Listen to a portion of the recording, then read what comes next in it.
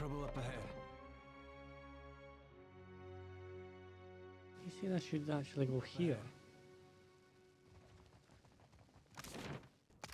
On it. The narrator is listen in a small, meticulous hand, coy. You know, I've never been one for superstition, but I'm telling you, there's something to those dreams. Couldn't tell you what you mean, only that they wake me 3 times a night. All of us working your farms. Oh, it's Ithorians to a man, and having them too. I got no mind to tell you how to run your fort, but I got to look after my brethren here. We left homes and family back in the Redisarians, and now we're seeing strange things and labouring next to a duck ransom and black powder. Or did you reckon a dumb hick like me wouldn't know us? Well.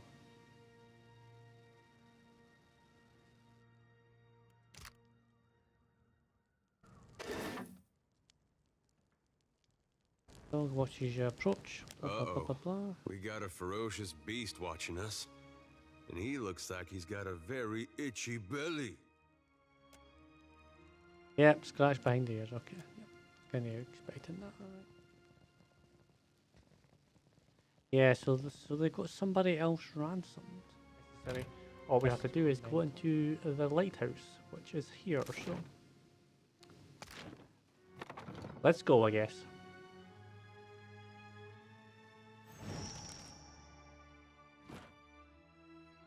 The lighthouse is quiet, but for soft, sibilant whispers, there's a repetitive incantory quality to them.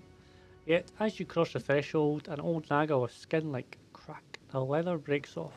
He swivels to face you, bearing one broken fang. The sea-striped fiends send you to uproot the tree of the gods, yes? Their blasphemy knows no bounds.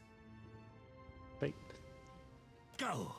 Carry a warning of what you have seen to the other shufflers. Tongue works from his mouth like a ripped streamer. What warning do you expect me to deliver? That shufflers must not disturb these roots, or the gods will destroy the islands again. The other naga hiss in agreement. Say the gods have brought ruin to Deadfire before? Bears his broken fangs in surprise. Do your stories say nothing of the many disasters? Of the shuffler nests washed away like foam? Nope. Letting out a deep sigh, Tekehu raises a hand to touch his brow. Wherever we sail, the beaches and spires of lost Ukaizo travel with us.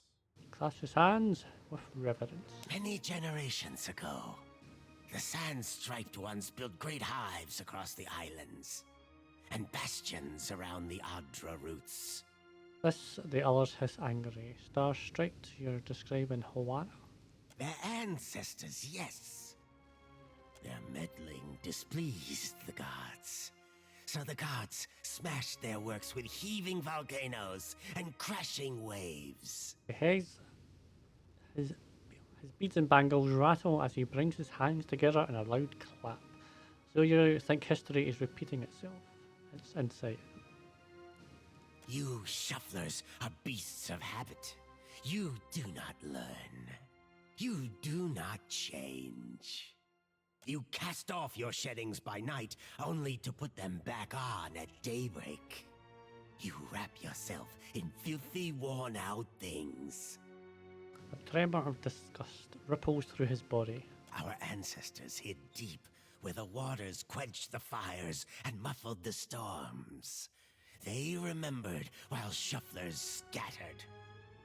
Now, the shufflers build again.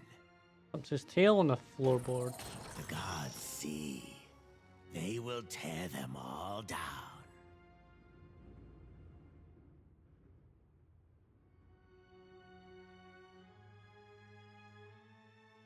I can restore the Adra if you just let me near it. Tail whips on the ground as he considers you. If your fat tongue speaks true, then give us proof.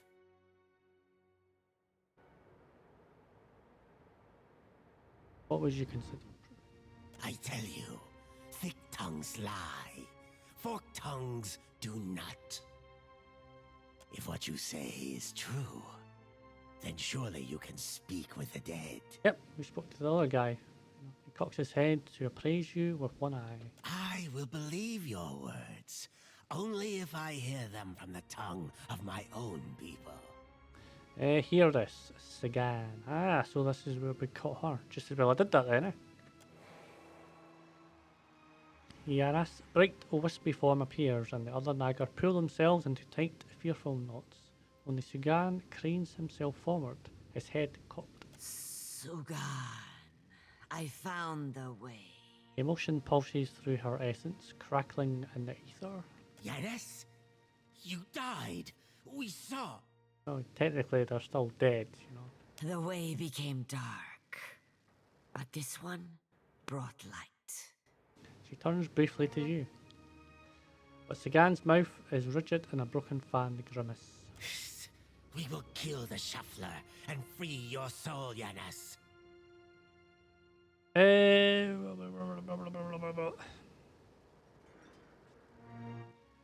Just listen to her. Dash turns to Sagan, hissing angrily. Do old scales cloud your eyes? The shuffler glows like the God Walker, like the way. She looks toward the dull Adrafine. Sagan and the others follow her gaze. He will open the way. Ash points to you just as she begins to disappear. As the last of Yanas' essence fades back into the in-between, Sagan regards the Adrafine, calculations flickering in his eyes as, at last, he turns his guarded gaze to you. The gods give you power, yes. But is it enough? I have no idea, pal. Approach. Restore the blessing of the gods to the Adra.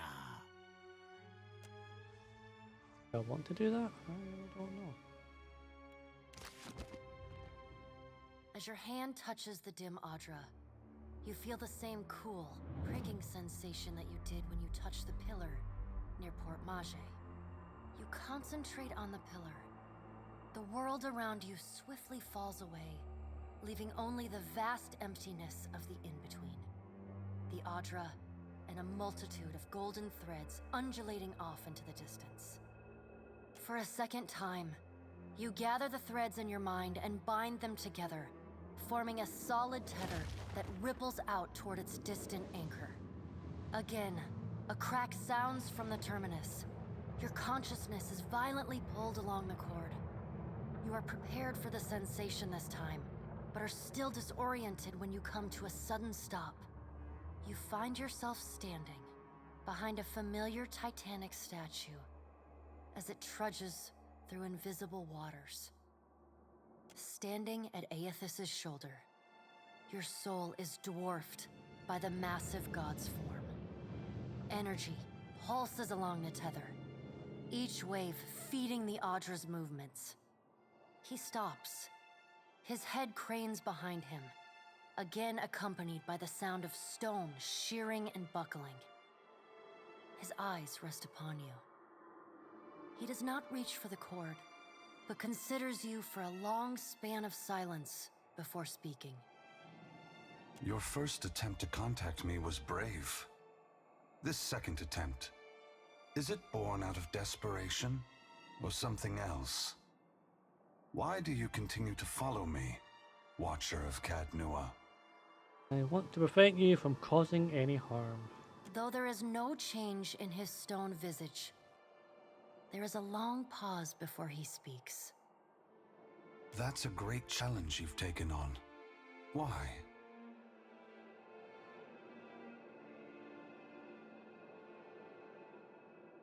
The last time you appeared, it heralded the death of thousands.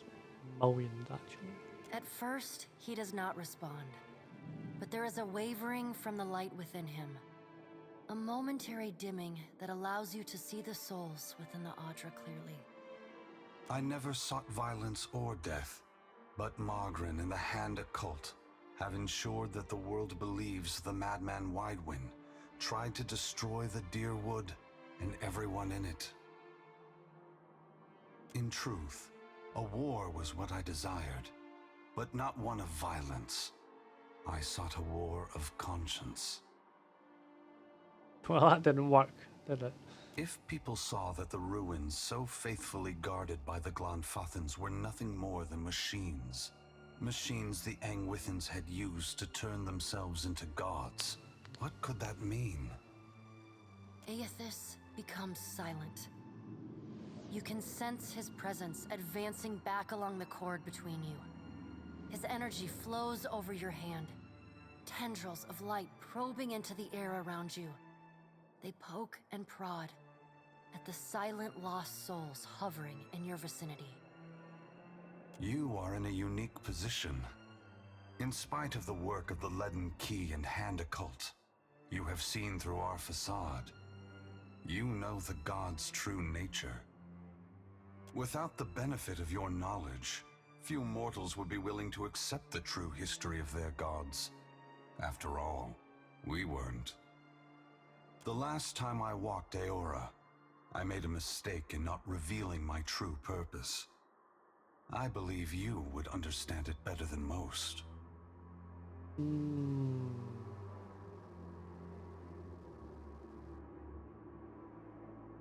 Well, what are you waiting for? The gods won't answer. And after we are finished here, I'm certain they will call for you at the hour of their choosing. Won't they, Watcher? Well, you as well, I suppose. Yes, I will tell you. But this is not the time. As I take this body farther from the lighthouse, the tether grows weaker, and I have already tarried too long.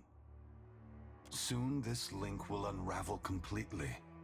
If I have not reached my destination when that happens, I will need to pull more souls from your world. Now, what is happening at Hasongol? Yeah. It is. When you contacted me from Port Mage, I had to sever my tether to the luminous Adra. Without it, I lacked the strength to reach Hasongo. I pulled souls from the creatures of the ocean and from the people at Hasongo until I could reach the lighthouse. The soldiers and Naga there were no threat to me. I did not kill them out of malice, but simply to keep this body moving.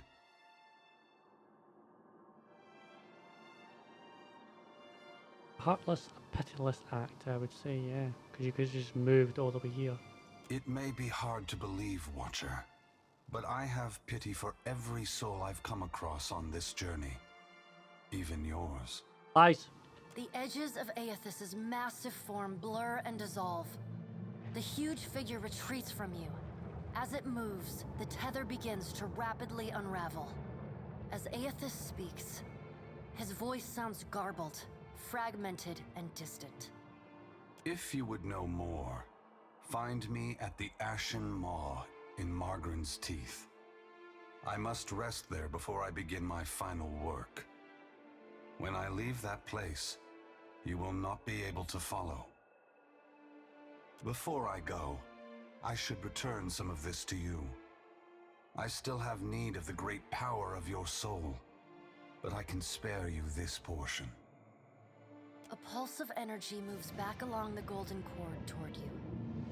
It feels familiar, comforting, even before it contacts you. The energy washes over you, flooding you with feelings and memories you had thought long forgotten until they settle back into the cracks of your soul.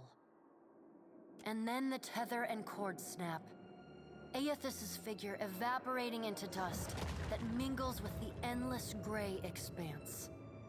Heat rushes over you, and the uncomfortable sensation of the Adra Pillar's presence cuts off.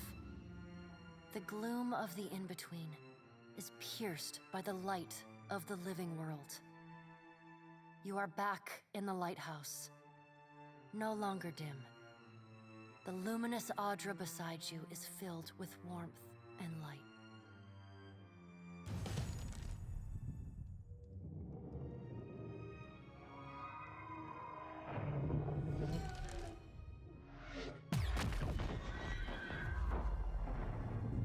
Naga stare at the glowing Adra, their diamond pupils wide. Sagan turns the gaze to you, his body in a cautious half-coil. Long have we kept peace with the sand-striped people. Good neighbors, I say, as long as we do not cross paths in mating season. But then, the foreign ones came and spread, killed our people, built their hives everywhere. We were sure the Godwalker came to cast them out, that driving them away was a holy mission. Curiosity and consternation simmer in his eyes.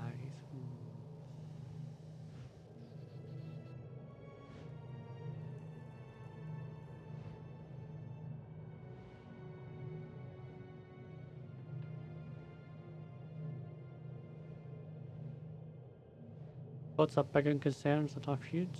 We must learn to live together. But on whose terms? He'll flicks in irritation. Well, that's why you come to an agreement. We must go. I know not what this means, but our brethren should hear of it. You show us something new today, Shuffler. Thank you for this. And for your mercy. This is something into your palm before departing.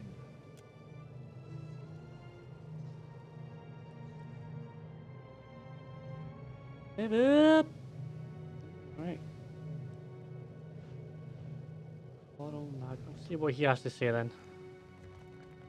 I thought Aothus was too busy kicking over islands to blunt his teeth with mortals. He scrutinizes you with an unreadable expression. What say?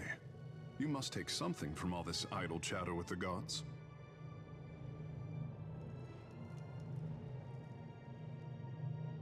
He was more curious about me than I was about him. And you knew things he did not. Ah. Tekehu bites his thumbnail. For what does he listen to you then? The gods I know are tight of lip and hard of hearing. Mine won't shut up. Eh.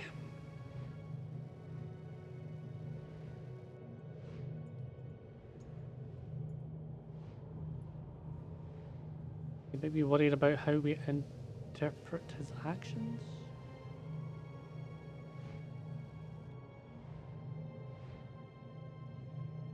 He has inhabited a giant body and drained the souls of thousands.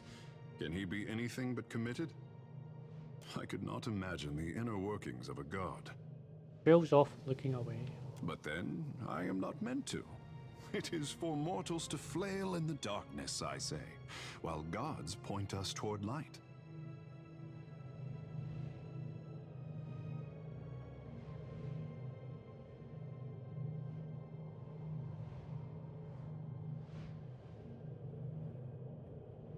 Yeah, that just let us figure it out for ourselves. Hey, didn't you like that? As he weighs your words, Tekehu winces a little, lips curve into approving smile. To be worshipped, to have others interpret your design. He sighs, pulling back his hair. No, that's not what I said, but alright. Such a burden, and mortals demand it so. For what should a god worry about such cares, when theirs is the hand on the tiller?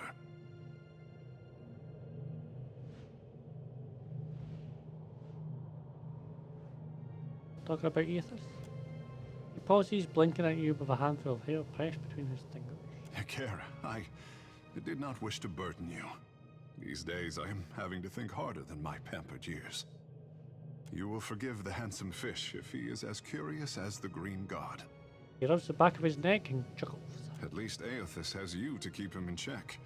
What happens when we catch up to him is something for future Tekehu to worry about. The world around you darkens, and once again you feel an insistent tug for your attention. The pull centering from Tekehu's soul. Surrender to the sensation. Scratch under the wet clay of any artist and you hatch a lifetime of fear and doubt. Andra pops her chin on her fist and studies Tekehu with a sigh. My boy doesn't fear the gods. He only fears what he'll compromise by living up to his potential. But isn't it easier to let sculptures represent you? Oh. Poor thing. Nothing he does could disappoint me. They make them in your That is image. Mother's prerogative. She pulls away with a wet slapping sound. You receive the mental impression of a wink. The world reasserts itself all around you. Tekehu wears an uncertain smile, tipping his head inquisitively. Keep slithering. No. Captain, I would not interrupt your contemplation, but it is not every day I see someone commune with luminous Adra. Eora? If you got something to tell us. Yeah, right, fair point, that. Captain? Ear twitches. You don't look like you're gonna be sick this time, so I take it that's a good sign?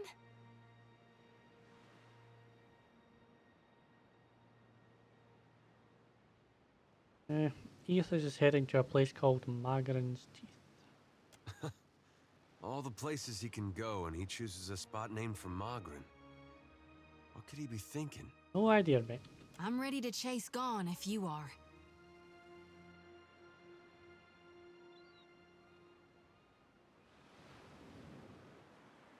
Or never, I'm determined to find Earthus.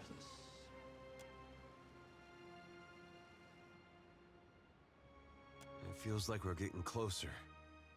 I just don't know to what. Say that again, my friend. You can say that again. Scale-bellied cowards! I knew they'd run!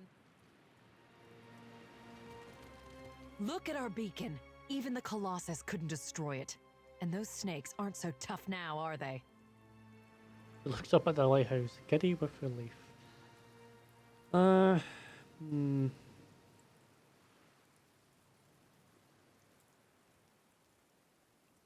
You underestimate the dangers here before. It would be unwise to do so again.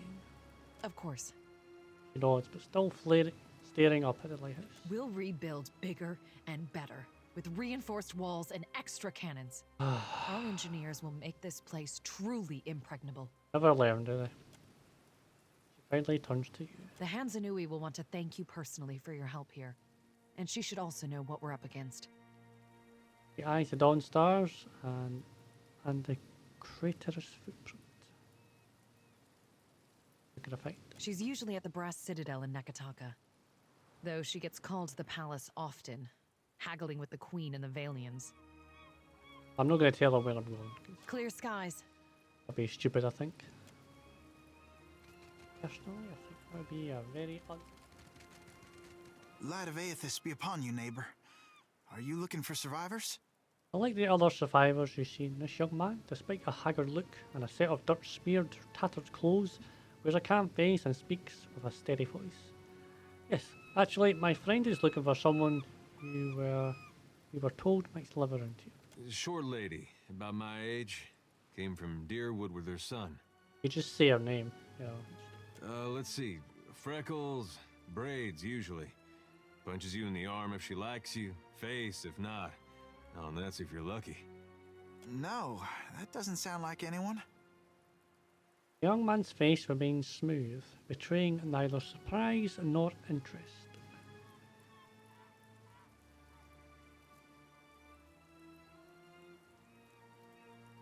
You're in the right place. You gotta be her son. Got her nose and her freckles. You don't have to lie to me, kid. I'm a friend of your mother's. She hiding from someone? Maybe an ex-lover who gave her the best night of her life?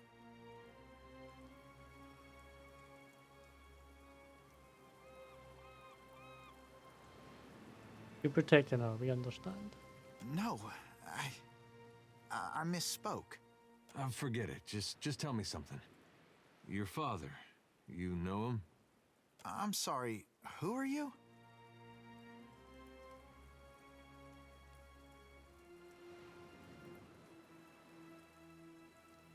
Yeah, just be honest. Yep.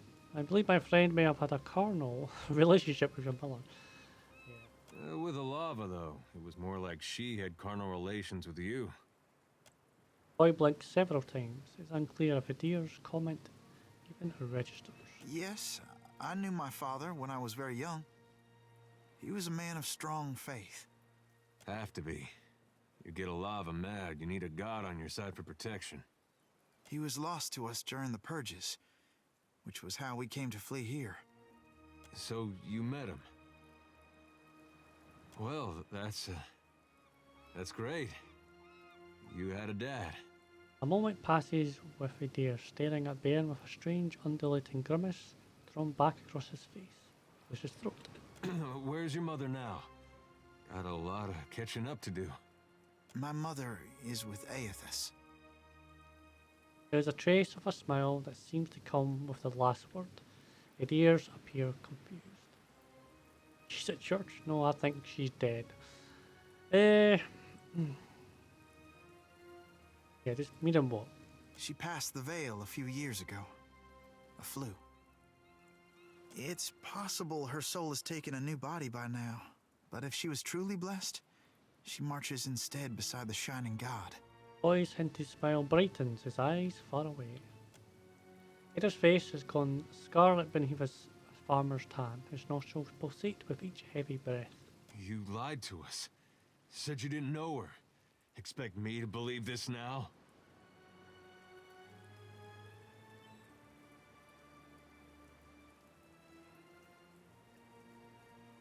Unhappy. He takes a short step towards Bairn. He takes two backwards.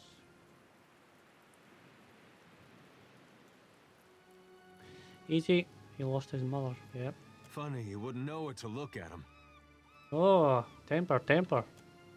Stares the boy down, then turns away with a grunt and a not worth it gesture. I'm not lying. She's buried on the other side of that hill. Points northward. How could she be gone? Well, it's what happens, you know. Don't be troubled by her passing. All souls that march with Aethys receive his warmth and light. What do you mean march with Aethys? Aethys has come to us twice now. Even Oblivion couldn't slow his march. We shouldn't have opposed his first coming. He meant to rally us under his banner. Oh, I know a lot of dead deer woodens who will be relieved to hear that.